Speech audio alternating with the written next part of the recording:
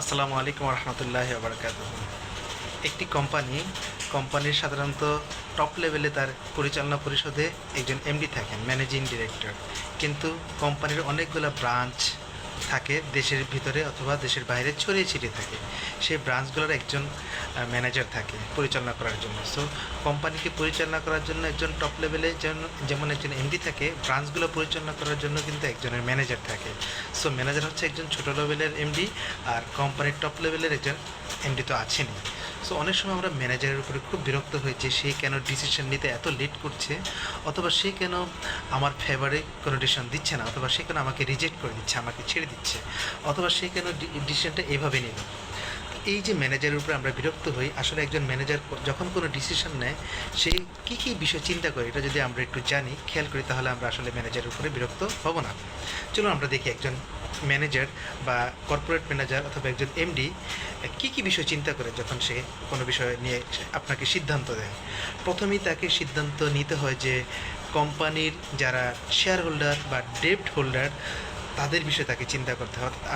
আমরা হয়তো বা জানি কি জানি না, আমার জানা নেই যে প্রত্যেকটা কোম্পানি কিন্তু তার শেয়ার হোল্ডারদের টাকায়, এবং হচ্ছে অনেক সময় কোম্পানি কিন্তু অনেক ডেপ্ট হোল্ডার, অনেকে কিন্তু ওই প্রতিষ্ঠানকে ঋণ দেন, সেই ঋণের দাতাদের শর্তে সাধারণত কোম্পানিটি চলে থাকে। সো ঋণদাতারা সাধারণত কোম্পানির একটা স্টেটমেন্ট দেখেন, income statement, profit loss, balance sheet, এগুলো দেখেন, এবং সেখানে কিছু ফর্মুলা বা ইকুয়েশন দেওয়া থাকে। যারা ঋণ দেন তারা সাধারণত ধরেই নেন যে সেই তথ্যগুলো সেখানে সঠিক আছে। সো যদি সঠিক থাকে তাহলে তার উপরে যে রেজাল্ট আছে, কোম্পানির যে স্বাস্থ্যগত অবস্থা, তা দেখি তারা তাকে ঋণ দেন। এবং কোম্পানির যে এমডি অথবা কর্পোরেট যে ম্যানেজার আছে, তাদেরকে সেই স্টেটমেন্টটা এবং সেই ফর্মুলাগুলো, সেই ইকুয়েশনগুলো তাকে সঠিক রাখতে হয়। সো কোনো সিদ্ধান্ত যেন সেই ডেপ্ট হোল্ডার বা যারা কোম্পানির শেয়ার হোল্ডার, তাদেরকে যেন আহত না করে, তাদেরকে সেই সিদ্ধান্ত তাদেরকে দিতে হয়। অর্থাৎ হচ্ছে যে তাকে এমন সিদ্ধান্ত যেন না আসে যার কারণে কোম্পানিতে যারা ঋণ দিয়েছেন অথবা কোম্পানি যারা শেয়ার হোল্ডার, তারা যেন সেখান থেকে তাদের ব্রিচ অফ কন্ট্রাক্ট হিসাবে তারা যেন সেখান থেকে তাদের টাকা পয়সা তুলে নিয়ে কোম্পানিকে বিপদে না ফেলেন, সেই বিষয়টা ম্যানেজারকে চিন্তা করতে হয়। এটাকে আমরা নাম দিয়েছি কন্ট্রাকচুয়াল ডেপ্ট অব্লিগেশন। 2 নম্বর যে বিষয়টা, সেটা হচ্ছে যে কম্পেনসেশন প্যাকেজ। আমরা জানি যে কোম্পানির যারা ম্যানেজার থাকেন বা কোম্পানির যে এমডি থাকেন, তাকে কিন্তু শেয়ার হোল্ডাররা বা মালিকরা কিছু টার্গেট দিয়ে তাকে সেখানে সেট করেন। অর্থাৎ তার যে স্যালারি অথবা তার যে এমপ্লয়মেন্ট যে টেনুর, অর্থাৎ তিনি কন্টিনিউ করবেন কি করবেন না, তার চাকরির যে মেয়াদ, এগুলো সাধারণত কিছু কন্ট্রাক্টের মাধ্যমে তার সাথে হয়ে থাকে। সেই ওই ব্রাঞ্চের ম্যানেজার থাকবে কি থাকবে না, সেই বিষয়গুলো সাধারণত সিদ্ধান্ত হয়ে থাকে তার কিছু টার্গেট দেওয়ার উপরে বেস করে। সো একজন এমডি বা একজন কর্পোরেট ম্যানেজার, তার সেই টার্গেটটা ফুলফিল হবে কি না এবং কীভাবে সেটা হচ্ছে যে ফুলফিল করা যায়, সেই বিষয়গুলো তার মাথার মধ্যে থাকে, এবং সেই বিষয়গুলো মাথা নিয়েই তাকে সাধারণত তাকে সিদ্ধান্ত নিতে হয়। আমরা যারা দেখি যে বড় বড় ব্যাংকের এমডি, অথবা আমরা যদি বড় বড় কোম্পানি যেগুলো আছে, সিঙ্গার, লিভার ব্রাদার্স, এদের প্রত্যেকেরই কিন্তু একটা কান্ট্রি ওয়াইজ অথবা ডিলার ওয়াইজ তাদের কিন্তু একটা টার্গেট দেওয়া থাকে, এবং তারা সেই টার্গেটটা তাদের মাথায় সবসময় থাকে, এবং সেই অনুযায়ী তারা তাদের যে ডিসিশনগুলো, সেই ডিসিশনগুলো তারা নিয়ে থাকেন।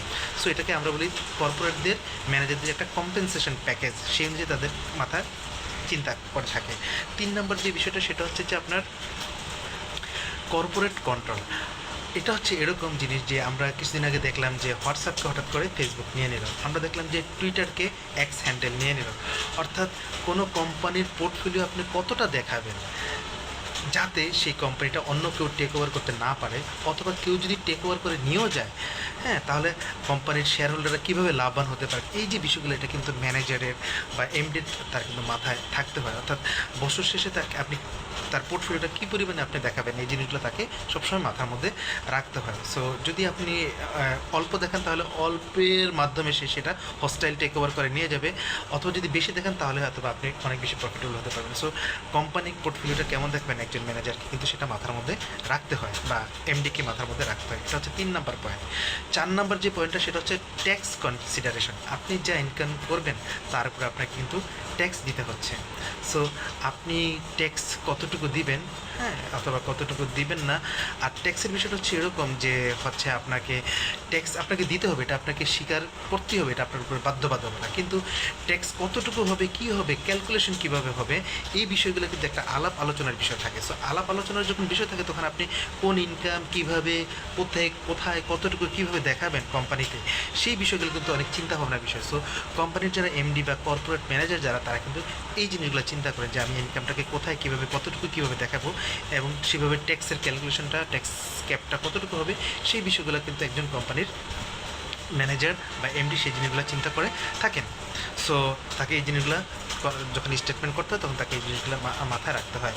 তারপর আমরা পঞ্চম যে বিষয়টা দেখব সেটা হচ্ছে আপনার রেগুলেটরি অথরিটি থাকে। প্রত্যেকটা কোম্পানি বা প্রত্যেকটা কোম্পানি কিন্তু একটা রেগুলেটরি অথরিটির আন্ডারে চলে, এবং সেই রেগুলেটরি অথরিটির কাছে তাকে কিন্তু রিপোর্টিং করতে হয়। আপনি কোথায় কতটুকু ইনকাম করলেন সেই অনুযায়ী বিভিন্ন পর্যায়ে আপনাকে কিন্তু ট্যাক্স, ভ্যাট, এক্সাইজ ডিউটি, হ্যাঁ, কাস্টমস ডিউটি, ভ্যারাইটি জিনিস কিন্তু আপনাকে সেই রেগুলেটরি বডির কাছে সাবমিট করতে হয়। এগুলো কিন্তু একটা ইকুয়েশন আরেকটা ইকুয়েশনের উপর ডিপেন্ডেবল। অর্থাৎ আপনি এই পরিমাণে ইনকাম করেছেন, কাজে আপনার ট্যাক্স এতটুকু হবে। আপনি এতগুলো পরিমাণে আপনার ডিপোজিট কালেকশন করছেন, এটা এক্সাইজ ডিউটি আপনার এরকম হবে। প্রত্যেকটা জিনিসের কিন্তু একটা ভারসাম্য আছে। সো আপনি যে রিপোর্টটা করছেন যদি কোথাও গভর্নমেন্ট থাকে, রেগুলেটরের কাছে কিন্তু আপনি ধরা পড়ে যাবেন। সো আপনাকে সেই ইনকামটা কতটুকু হবে, কোনটার কতটুকু বাড়াবেন, কতটুকু কমাবেন, এই বিষয়গুলো তাকে কিন্তু মাথায় রেখে আপনাকে কিন্তু রেগুলেটরি বোর্ডকে যেহেতু ফিস করতে হয়, সেই জিনিসগুলো আপনাকে মাথায় নিয়ে সেভাবে রিপোর্টিংটা করতে হয়। সো রেগুলেটরি বোর্ডের যে বাধ্যবাধকতা, সেই বিষয়টাকে আপনাকে মাথায় রেখে কাজ করতে হয়। ষষ্ঠ যে বিষয়টা আছে সেটা হচ্ছে যে আপনার ক্যাপিটাল মার্কেটের একটা বিষয় থাকে। অর্থাৎ প্রত্যেকটা কোম্পানি সাধারণত তার শেয়ার হোল্ডারদের, তারপরে যারা এখানে শেয়ার কিনেন, তারপরে যারা ডেট দেন, যারা হচ্ছে যে বন্ড কিনেন, এদের কিন্তু যে টাকা পয়সাগুলো কোম্পানির দেওয়া আছে সেটার ব্যাপারে কিন্তু একজন এমডিকে বা একজন কর্পোরেট ম্যানেজারকে সেটার ব্যাপারে তার কিন্তু মাথায় থাকতে হয় যে আমি কি ইন ফিউচারে আমি কি এই সমস্ত বন্ড হোল্ডারদেরকে বা শেয়ার হোল্ডারদেরকে আমি কোম্পানি থেকে কি আরও টেনে নিয়ে আসবো, নাকি হচ্ছে এদেরকে ছেড়ে দিব, এই বিষয়গুলো তার মাথার মধ্যে থাকে। অর্থাৎ হচ্ছে যে তিনি যদি কোম্পানির ভালো পোর্টফোলিও দেখান, তাহলে হচ্ছে যে কোম্পানি যারা এক্সিস্টিং আছেন তারা যেমন কোম্পানিতে থাকবেন, নতুন কোনো শেয়ার হোল্ডার বা বন্ড হোল্ডার তারা কোম্পানিতে কী করবেন, আরও বিনিয়োগ করবেন। আর যদি আমি কোম্পানির ইনকামটাকে, রেট অফ রিটার্নটাকে আরও বেশি খারাপ দেখাই, তাহলে হচ্ছে যে অথবা কোনো ইকুয়েশনটাকে আমি যদি খারাপ দেখাই, কোনো রিপোর্টিংটা যদি আমার স্পেসিফিক রিপোর্টটা যদি খারাপ হয়, তাহলে সেখান থেকে অনেকে চলে যেতে পারেন। সো আমি কি বন্ড হোল্ডারদেরকে টানবো, পুল করব, নাকি পুশ করব তাদেরকে, এই যে বিষয়গুলো, এটা হচ্ছে যে একজন ম্যানেজারকে, কর্পোরেট ম্যানেজারকে অথবা হচ্ছে যে কোম্পানির এমডিকে কী করতে হয়, তাকে চিন্তা করতে হয়। সপ্তম যে বিষয়টা সেটা হচ্ছে যে একটা কোম্পানির কিন্তু অনেক ধরনের স্টেক হোল্ডার থাকে। সো আপনি কোন স্টেক হোল্ডারকে আপনি খুশি করবেন, কোন স্টেক হোল্ডারকে আপনি কাছে রাখবেন, কোন স্টেক হোল্ডারকে আপনি ছেড়ে দিবেন, কোন স্টেক হোল্ডারকে আপনি চাপে রাখবেন, এই বিষয়গুলো কিন্তু একজন কর্পোরেট ম্যানেজারকে অথবা এমডিকে কিন্তু চিন্তা করতে হয়। তাকে যখন চিন্তা করতে হয়, তখন সেই অনুযায়ী তার অ্যাকাউন্টিংটা, তার রিপোর্টিংটা, বিজনেস অ্যানালাইসিসটা কিন্তু তাকে ওভাবে করতে হয়। আমি একবার হচ্ছে যে কিছুদিন আগে আমি হচ্ছে শাপলা চত্বর দিয়ে যাচ্ছিলাম, একটা কোম্পানির একেবারে সামনে দেখলাম ব্যানার লেখা, সেই ব্যানারের মধ্যে লেখা আছে যে জুনের বাজেট ঘোষণার আগে 8টি বোনাস চাই। সো আপনি বুঝতে পারতেছেন সেখানে কিন্তু এমপ্লয়িজ যে অ্যাসোসিয়েশন আছে অথবা ট্রেড ইউনিয়ন আছে, তারা কিন্তু কোম্পানিটাকে খুব চাপের মধ্যে রেখেছে 8টা বোনাস দেওয়ার জন্য। সো আপনি যদি কোম্পানিকে খুব প্রফিটেবল দেখেন, সেখানে বিভিন্ন শেয়ার হোল্ডাররা, স্টেক হোল্ডাররা সেই রিপোর্টটাকে এক একভাবে নেবে। যারা এমপ্লয়ি আছে তারা যে কোম্পানি অনেক ভালো করছে, আমাদের অনেক বেশি বোনাস চাই। সো অনেক সময় ট্যাক্স অথরিটি অথবা এমপ্লয়িজ অ্যাসোসিয়েশনের দাবিতে আপনি কি প্রফিট কম দেখাবেন না বেশি দেখাবেন, হ্যাঁ, আপনার অ্যাকাউন্টিংটা কীভাবে করবেন, সেটা কিন্তু একজন ম্যানেজারকে, একটা কোম্পানির এমডিকে সেটা কিন্তু চিন্তা করতে হয়।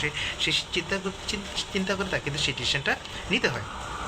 সর্বশেষ আমি যেটা বলবো সেটা হচ্ছে যে আপনার চয়েস অফ ডিসক্লোজার। অর্থাৎ হচ্ছে যে আপনি কী ডিসক্লোজার করবেন, আপনি কতটুকু দেখাবেন, আপনার হচ্ছে যে রেগুলেটরি কতটুকু বাইন্ডিংস আছে, অথবা আপনার হচ্ছে যে স্টেক হোল্ডারদের কতটুকু বাইন্ডিংস আছে, অথবা আপনি যে হচ্ছে যে ইন্ডাস্ট্রিতে বিলংস করছেন, সেই ইন্ডাস্ট্রিতে অ্যাভারেজ কতটুকু ইনকাম আছে, অথবা আপনি যে ফার্মগুলোর সাথে, লোকালি যে ফার্মগুলোর সাথে আপনি কম্পিটিশন করছেন, সেখানে নতুন কোনো ফার্মকে আপনি বিজনেস খুব ভালো দেখিয়ে, প্রফিট খুব ভালো দেখিয়ে তাদেরকে পুল করবেন, আরও একজন কম্পিটিটর বাড়াবেন, নাকি আপনি হচ্ছে সেখানে প্রফিট কম দেখিয়ে আপনি সেই যারা এক্সিস্টিং ফার্ম আছে অনেক ফার্মকে সেখান থেকে বের করে দিবেন। অর্থাৎ আপনি কি নতুন কম্পিটিটর আনবেন না কিন্তু কম্পিটিটরকে ছেড়ে দিবেন। এই যে বিষয়গুলো আছে, সেই হচ্ছে ইন্ডাস্ট্রিতে টিকে থাকার জন্য আপনি কতটুকু ডিসক্লোজার ম্যানেজার করবেন, সেই বিষয়গুলো কিন্তু একজন কর্পোরেট ম্যানেজারকে অথবা একজন এমডিকে চিন্তা করতে। সো একজন এমডিকে আমরা যখন দেখি সিদ্ধান্ত নিতে একটু বিলম্ব করতে অথবা অনেক অনেক হচ্ছে যে টেনশন করতে এই বিষয়গুলো থেকে কিন্তু একজন কোম্পানির এমডিকে বা কর্পোরেট ম্যানেজারদেরকে তার varieties stakeholder, varieties rules regulations, legal authority, এই সমস্ত জিনিস চিন্তা ভাবনা করতে থাকে ডিসিশন। কাজেই ম্যানেজমেন্টকে বা ম্যানেজারকে একটু ডিসিশন বিলম্ব থেকে তাদের উপর আসলে রাগ করা ঠিক নয়। ধন্যবাদ। আসসালামু আলাইকুম।